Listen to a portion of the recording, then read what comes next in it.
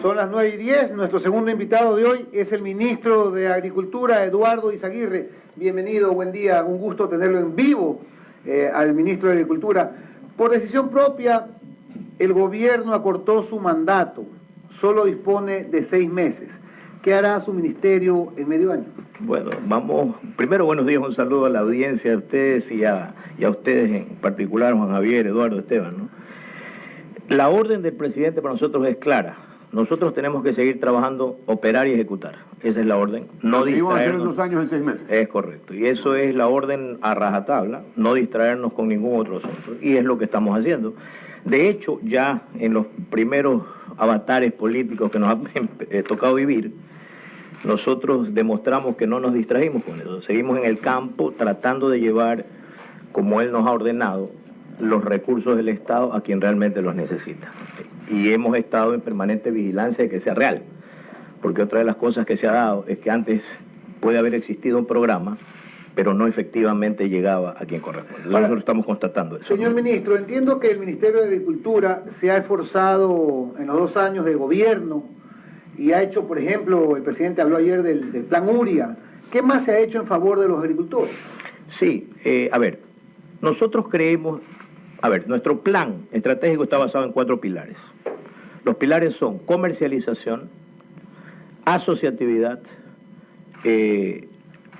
tecnología y tecnificación e interministerialidad. Esos son los 4 pilares de nuestro ministerio. La asociatividad ha ejercido un trabajo muy fuerte y en este momento estamos esperando que llegue al registro oficial ya la posibilidad de que el cooperativismo tenga capacidad de rentabilidad, ¿verdad? Entonces, ¿por qué? Porque necesitamos asociatividad para lograr economías de escala en las asociaciones de pequeños productores y hemos atacado la base.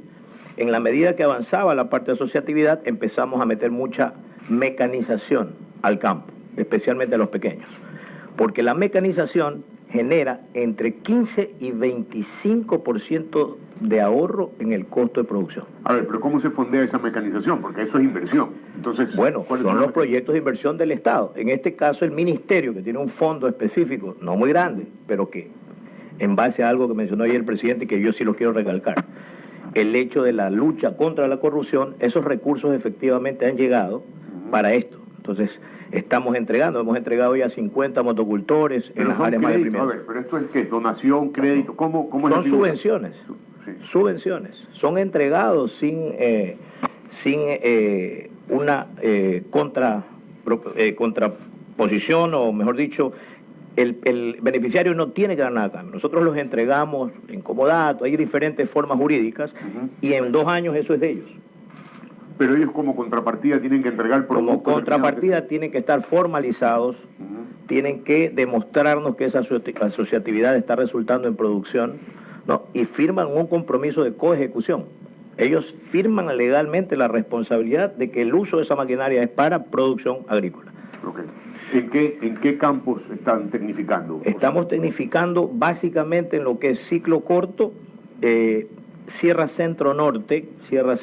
Productos, cuénteme, porque... hortalizas, fruticultura, maíz, arroz, porque hemos entregado no solo motocultores, sino también tractores, pues, ¿no? Y la idea es mecanizarlos porque necesitamos que ellos empiecen a ser más eficientes en su productividad, ¿verdad? Han sido los olvidados, ¿no? Es la base de la pirámide. Ellos están recibiendo, a partir de eso, capacitaciones, están recibiendo la URIA subsidiada, pero nosotros exigimos y requerimos formalización.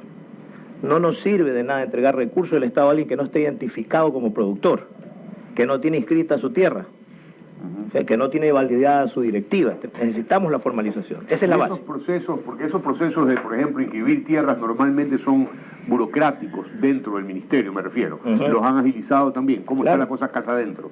A ver, hemos colocado más de 31.000 títulos de propiedad a pequeños productores a nivel nacional. Hemos beneficiado más de 63.000 productores. ¿Me explico? Entonces, la idea es, con la formalización de la tierra, darle la capacidad al productor de llegar a un beneficio como, por ejemplo, el financiamiento. Pero además está registrado de primera mano para que los beneficios del ministerio, eso incluye URIA, kits agropecuarios, mecanización, y nuestro trabajo con Banecuar es muy cercano. Entonces estamos tratando de generar esta integración de recursos, pero en gente formalizada. De esa manera potenciamos la formalización, pero potenciamos la productividad. Y lo mejor de todo es lo que le dije al principio, ¿no? Empezamos por la comercialización.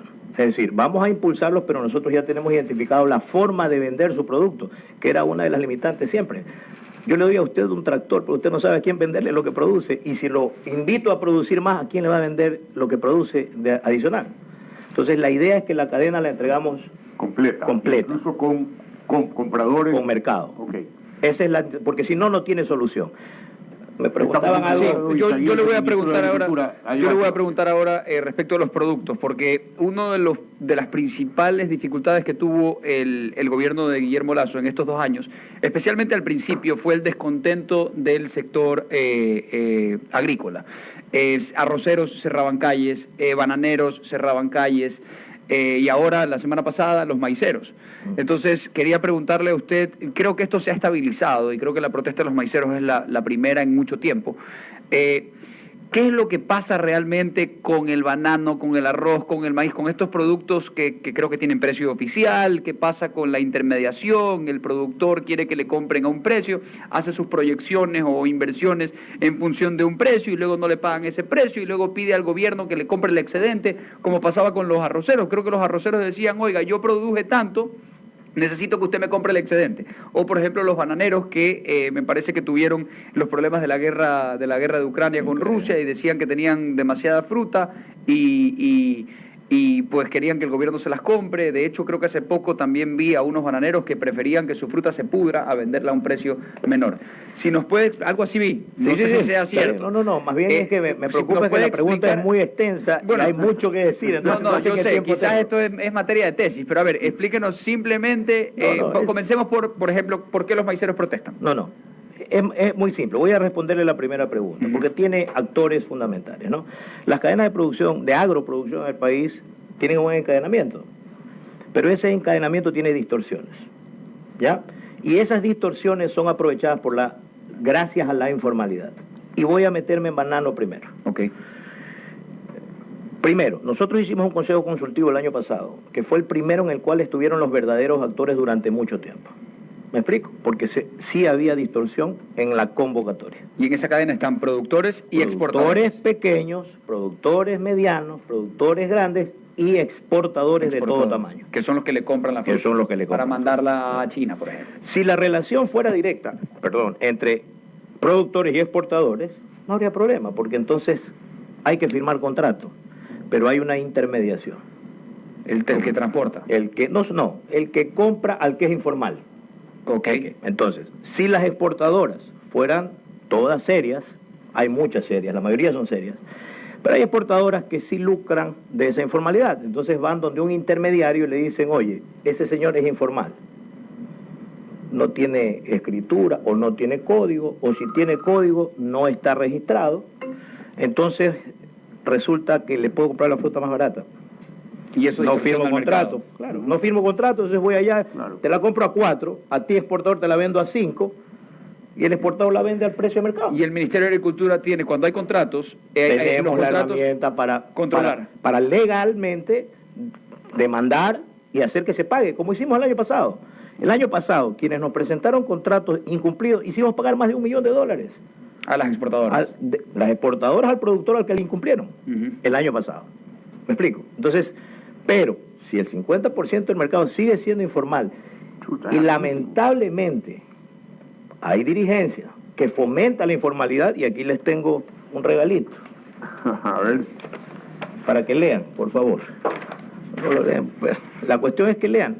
La cuestión es que si no formalizamos, no hay manera de defender al productor. Esa intermediación es la que hace daño, y si la dirigencia, en vez de fomentar, como fue el compromiso en la mesa consultiva el año pasado, porque quedamos todos de acuerdo, productores, exportadores, en que la formalización era el primer paso, ¿verdad? Resulta porque ahora los que estuvieron ahí mismo sentados ahora dicen que no. Pero, por ejemplo, aquí una asociación, lo que usted nos está presentando, la Asociación de Productores Bananeros del Oro, Guayas, Los Ríos, Esmeraldas y Cotopaxi, dice, nos resistimos a firmar contratos al irrisorio precio de $6.50 la caja. Precio acordado en Consejo Consultivo. Con ellos. Con ellos. Claro, pero ¿Me explico? Claro, 6.50 seguramente el mercado estaba a 8 o a 9 y entonces ahí ya no quieren 6.50. La cuestión es esta, miren, sin el afán de denostar o de ser peyorativo, si como ecuatorianos no nos asentamos sobre una realidad y empezamos a entender que debemos hacer todo negocio de manera seria, entonces es difícil. El contrato es la herramienta para defender al productor. Claro, para que el exportador le pague el precio. Para exigirlo. Y vamos al maíz, por ejemplo. ¿Por qué protestaban? Pero antes de salirnos del banano, el convenio comercial con China, ¿qué beneficios le va a dar a los exportadores bananeros? Bueno, Dios mediante, si recuerdo bien, en 5 años el banano va a estar a 0 arancel en China. En 5 años, la desgravación es progresiva. Así es. De 10 a 0. O sea, de 10 a 0, me parece que 15%. ¿Y actualmente qué cantidad de exportaciones de bananos se van a China? ¿Es bastante? Sí, es importante. No el principal. Una vez que esto entre ya contundentemente, definitivamente China va a ser un mercado potencial, no solo para bananos, ojo. No, pues camarón. El mercado de China para alimentos, vegetales, producción agropecuaria en general va a ser inmenso.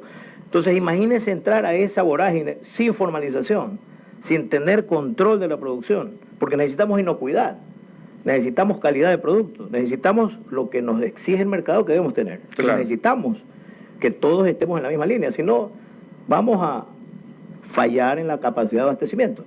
Terminando con banano, la formalización es el primer paso, es el primer paso. Por ahí estaba discutiéndose una ley en la que algunos estamos de acuerdo en que hay que sincerar el negocio. Si hay mercado oficial y hay mercado spot, que se sincere, que se revele, que esté sobre la mesa. 10% es el arancel actual con China. Es correcto. Ese 10% reduce a 0 en 5 años. Entonces, 1% al año, puede ser un poco más, y eso en 10 años. A ver. Entonces, la situación es, nosotros estamos invitando a la formalización y hemos ido progresivamente ajustando las tuercas, ¿verdad? Para que no salga del país ninguna caja que no tenga contrato.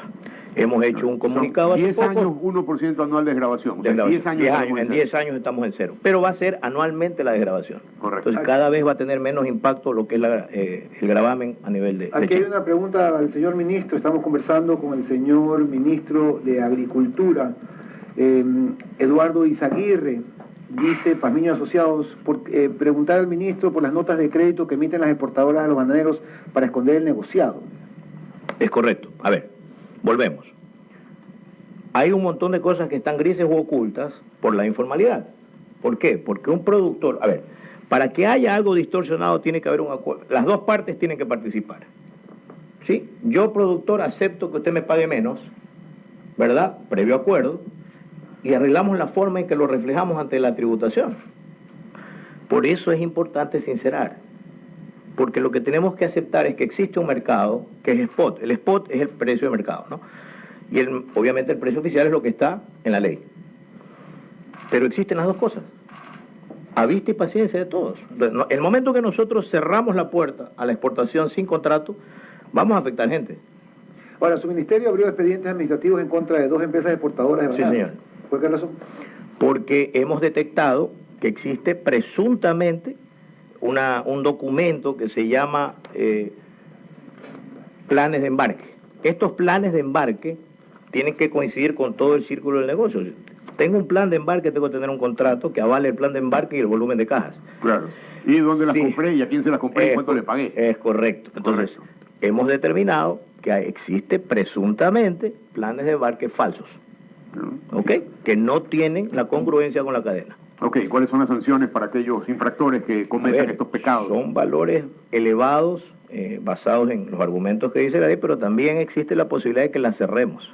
Ajá. Hay cierres de 15 días, 30 bueno, y progresivos hasta 60 días. Si está el 50% del mercado de la informalidad, hay harta tela para cortar. Es lo que estamos haciendo. Ahora, tenemos que entender también a quién afectamos, ¿no?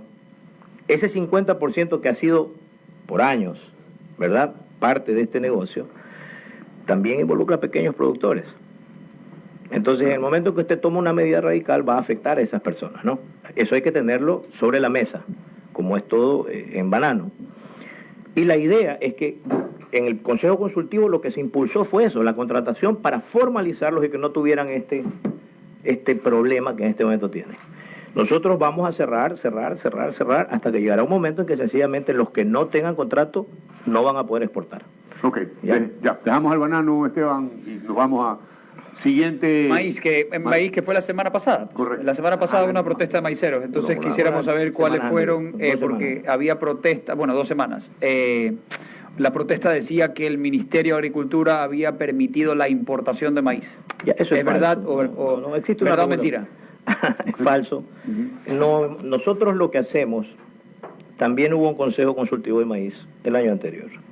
Ahí se establece, porque el maíz es deficitario, nosotros producimos menos maíz del que necesitamos. Del que consumimos. Es correcto. Entonces, hay una ventana para importación de maíz para las industrias, porque el maíz tiene una connotación distinta. No es solo maíz por maíz. El maíz es la base para las cadenas de proteína, de producción de proteína a nivel nacional. ¿Pero qué? ¿Balanceado? Porque son base para el balanceado y base para la alimentación de pollo, cerdo, ganado vacuno. ¿Me explico? Entonces, camarón no. Hay un encadenamiento. También es componente del balanceado para camarón. En mucho menor cantidad, pero sí, pero existe. Pero en todo caso, no producimos todo lo que necesitamos. No. Sí. Entonces hay una ventana que se abre solo en la época en que no hay producción de maíz. ¿Para qué? Para que la industria pueda continuar con su proceso de abastecimiento de alimentos para la cadena de proteína. Más o menos anda en 180.000, más o menos, toneladas que se permiten.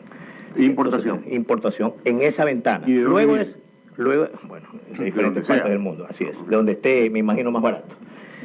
La cuestión es que después de esa ventana se cierra la importación, como ha sido el caso.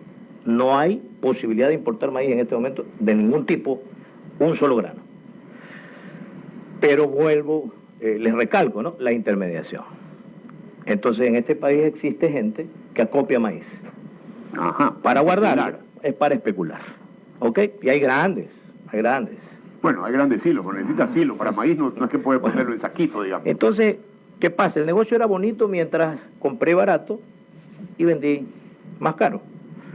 Pero la distorsión que hubo el año pasado causó que el precio del quintal se elevara enormemente. Entonces, la compra de ese mes probablemente de estas personas ya no fue tan barata. Y en este momento el maíz... El precio bajó. Y ahí están ensartados con el maíz caro. Lamentablemente. Entonces, yo personalmente pienso que es esa parte de la cadena la que está tratando de generar distorsión. Pero ¿y la distorsión qué es lo que pretenden ellos? ¿Que el gobierno les pague un precio mayor al que el mercado? Nos quieren presionar para que pongamos un precio que está por fuera y totalmente distorsionado cuando usted compara costos versus precio de venta, pues. De acuerdo. Entonces, ¿qué va a pasar? Esta semana que viene vamos a tener la mesa consultiva de maíz, vamos a definir en base a costos de producción el costo comercial, ¿verdad? Hay una referencia de rentabilidad base que la da el Banco Central, que es de 11%, y sobre los costos, pues, nosotros haremos el cálculo. Sin embargo, sí les digo, de los últimos cálculos que se hicieron, en el momento la industria está pagando bastante sobre ese 11%. ¿Ya? Pero yo prefiero que el dato salga de la mesa consultiva donde están los verdaderos actores y salga la realidad, ¿no? Sobre esa realidad pondremos sobre la mesa el precio base de maíz. Y le comprarán estos excedentes de maíz que ya están en el país, digamos, así sean caros o baratos, esos son. No hay más importación. Tienen que venderse al precio que la racionalidad diga. Pues, ¿no? Ok, claro. Humberto Heredia dice, escuchando al señor ministro, muy motivado por la potencia apertura del mercado de China, uno de los sectores más críticos del agro es el cafetero desde hace décadas. ¿Qué política está en planes del ministerio hacer algo por este sector que cada año aumenta su consumo a nivel mundial y en Ecuador no ha sido la excepción? El café es cultural en nuestro país. Humberto Heredia. Correcto. Nosotros pretendemos repotenciar el café, ¿verdad? Pero el café se ha convertido en un producto especial y cada vez más es valorado como un delicatessen, digamos, ¿no? Y el país tiene un café extraordinario. Pero la producción de café no ha sido tan grande. No repunta, pero es precisamente por lo que menciona el señor Heredia, me parece, sí, ¿no? Porque no ha habido la visión para catapultar al café nuevamente. Recuerden que el país sí fue cafetero y fue... Pero maquilado, así llegamos a exportar 200 y pico millones de dólares. Así es. Sí, entonces, la idea es, viendo el nuevo mercado, la nueva visión del mercado de café, potenciar eso. Y eso significa también ir a valor agregado, ¿no? Es ya empezar a buscar yo quiero potenciar marcas específicas de café ecuatoriano. ¿Sí? Patentar. Como hizo Colombia. Exactamente. El café de Colombia normalmente café de altura, bueno. Entonces, la idea es irlo colocando. Y los mercados están ávidos de eso.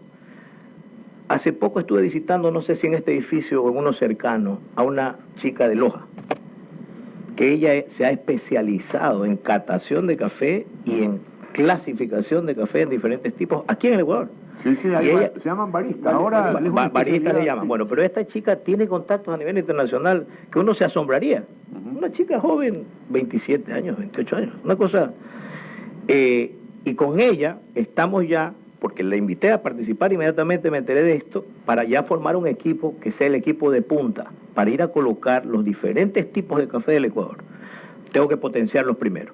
Y ahí vamos a entrar a lo que pretendemos dejar ya como seña de una solución estructural para el sistema agropecuario del país, que se llaman Centros de Desarrollo Productivo Agropecuario, ¿ya? Que es una versión totalmente distinta a lo que eran los centros de acopio antes, que ya les puedo contar la historia de esos centros de acopio, cómo está, ¿no? Y las plantaciones, ¿cómo va? Porque claro, si no hay plantación, pues tendremos que maquilar café, porque la capacidad de maquilación, para maquila hay, pero ¿cuánto tenemos sembrado? Verá, hay iniciativas privadas pequeñas, emprendedoras, usted se asombraría, ya con una variedad de café específica para el tipo de café que el mercado está requiriendo en base a su calidad. Correcto, esto es como, vamos a hacer como los pagos del vino, o sea, pequeñas plantaciones que tienen café especial, que se venden a un precio premium, pero no son muy grandes, digamos. Eso es lo que tiene que pasar, porque el valor del café tiene que ser afuera muy bien valorado, ¿no? Para empezar a impulsar. Lo que pasa es que afuera también hacen el tracking de que usted no explote a los productores de café, de que se paguen precios justos, de que no hayan niños involucrados en la cosecha. Esa es la realidad, claro, que esa es la realidad mundial. Nosotros tenemos que acoplarnos a eso. Yo le hablaba del mercado de China. Tenemos que acoplarnos a qué es lo que nos exige el mercado. Nosotros no podemos imponer lo que queremos vender. Claro. Tenemos que, si bien les gusta nuestro producto, tenemos que acoplarnos y adaptarnos a las intenciones. Por eso, café en este momento es una especialidad y tenemos que explotarlo como una especialidad. Y el Ecuador tiene, créame, unos cafés, pero sí, fuera de serie. A mí, mi favorito Gardel, aunque no le digas a Juan Javier que no le gusta que diga marca, pero yo debo reconocer que el café Gardel es world. Rita, la factura del doctor Peña. A Gardela, por favor. Que me descuenten de la quincena, Rita. A ver, ¿por qué no, otra pregunta al público, ¿por qué no existe ley, oferta y demanda para evitar controles y discusiones? Es lo que se ha propuesto, entiendo. Había una ley que estaba propuesta en la ex asamblea, donde ya se ponía sobre la mesa la posibilidad de que el mercado se evidencie, el precio del mercado se evidencie, ¿no? Hay que discutirlo, pero yo sí creo que no podemos seguir mintiendo. Si seguimos mintiéndonos, entonces esta distorsión continuará. Mire, Café Tocofi dice, por favor, dígale al señor ministro que el sector cafetalero está de caída. El esfuerzo, la dedicación y la posición por lo que hacemos vale la pena. Dice aquí este oyente. Estoy totalmente de acuerdo y créame, estamos trabajando denodadamente en este corto plazo en ya tener proyectos que estén en ejecución. Una de las... Un punto de orden, dice, se acaban los cultivos, se están perdiendo cafetales arábicos en la zona alta y los robustos en la zona baja. Eso es que de eso se trata. Nosotros, insisto, mire, ella ya ha particularizado. Nosotros necesitamos desde la particularización hacer la especialidad. Y lo estamos haciendo. Necesitamos, le repito, construir operación exitosa, ya operación real, ¿no? Una de las políticas que nosotros implementamos desde el anterior, desde mi antecesor y quien les habla, es no dispersarnos, sino concentrar los recursos en proyectos específicos para llevarlos a éxito. El café es uno de ellos y estamos trabajando. Yo espero que antes de estos 6 meses ya tengamos el primer proyecto exitoso en este sentido, ¿no? Bueno, la última inquietud, señor ministro, las lluvias fueron implacables con los pequeños productores de arroz, cacao y maíz, pero entiendo que el gobierno va a apoyarlos y con miras al fenómeno del Niño, ¿cuál es el plan de acción? A ver a todo el mundo esto. Darwin Pereira. Perdón. A ver, estamos en este momento implementando ya apoyos directos. En este momento, por ejemplo, hemos empezado con cacao, apoyando cacao que ha sido bastante afectado. Hay 3 cultivos que son los que más problemas han tenido. Arroz, maíz y cacao. En menor proporción, banano, plátano. Entonces, en este momento ya salimos con kits para cacao, para rehabilitación. Hay dos daños específicos concretos. El uno es el daño parcial y el otro es el daño total. ¿A qué me refiero? Hay cultivos que han resistido el embate, pero que están deprimidos por el exceso de agua. Entonces vamos a apoyar ahí para rehabilitación.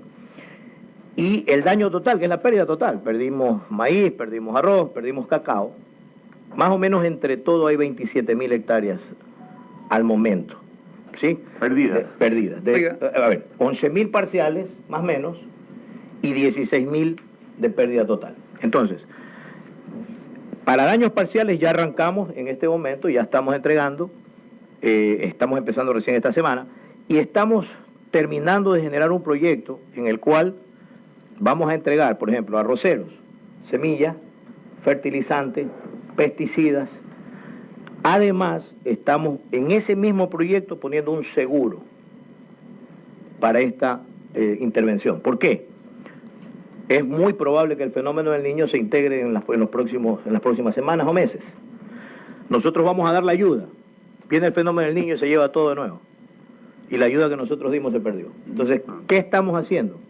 Un proyecto en el cual el paquete incluye aseguramiento, de tal forma que si el productor vuelve a tener esta incidencia del Niño, él de parte de la aseguradora reciba la reposición para volver a empezar. ¿Me explico? Porque es la única manera. Ya nosotros estuvimos haciendo tiempo a que las lluvias pasaran, a que bajara un poco, no ha pasado eso, sigue lloviendo y el Niño va a venir y lamentablemente la proyección es que va a ser fuerte. Entonces lo más probable es que se vuelva a perder. Todavía estamos 60% de posibilidades, así que sí, va a ser fuerte si es que viene, pero todavía no hay 100%. 75. No, pero hay que estar preparado, pues, Eduardo. No, a ver, y lo lógico es prepararse, así es. 75 y nosotros tenemos que prever el peor escenario, no el mejor escenario. Entonces, Claro. A prepararse, señor. estamos Oiga, preparando ese paquete. Una última cosa, ministro. Usted me enseña aquí una foto en donde, no sé si me pueden enfocar, para que se vea. Aquí hay una persona en donde tiene un letrero que dice: fuera ministro, fuera, no haga quedar mal al gobierno. Y quien está ahí es Darwin Pereira, asambleísta destituido, si no me equivoco, ¿verdad? Lamentablemente, mire. Entonces, ¿qué interés tiene Darwin Pereira en la protesta de bananeros? ¿Por qué está como ¿Qué va a haber en bananero agosto? protestando? En agosto. Sí. Elecciones no, pues Ya, empieza la ahí campaña. tiene la respuesta. Entonces, mire, yo no... Entonces está politizando la protesta. Todo está politizado. Aquí, y lamentablemente, los otros actores también están en el ruedo. Ustedes vean los nombres y vean si son o no fueron candidatos a prefectos, alcaldes. Mire, Bueno, es que la plataforma, ahorita hay que buscarse plataforma para ver si quién lo elige, Correcto. quién lo escoge. Sí. Analizábamos antes de que usted llegue, ministro, la cantidad de candidatos que tenemos el día de hoy y contamos 10. Ya. 10 posibles. Sí, 10 posibles, pero hay 16 espacios, o sea que nos faltan 6 to go. ya, y mire, hay una diferencia que yo hago entre estas personas y quienes hablan. Yo no voy a ser candidato a nada. A mí me trajeron Usted es como un técnico a Punto. trabajar en lo técnico. Así que a mí no me interesa la campaña que viene. Como el presidente nos ordenó, operen, ejecuten y asegúrense que los recursos del Estado lleguen directamente al pequeño productor. Punto. Eso es lo que estoy haciendo. Muchísimas gracias al ministro de Agricultura, Eduardo Izaguirre. Ya viene Marta Ríos, nuestra experta en nutrición. Preparen sus preguntas en el Facebook, en YouTube, también en Twitter. Si se va este feriado con el cuerpo de Barbie y no quiere rezar con la panza del Barney, escuchen a Marta Ríos. Estamos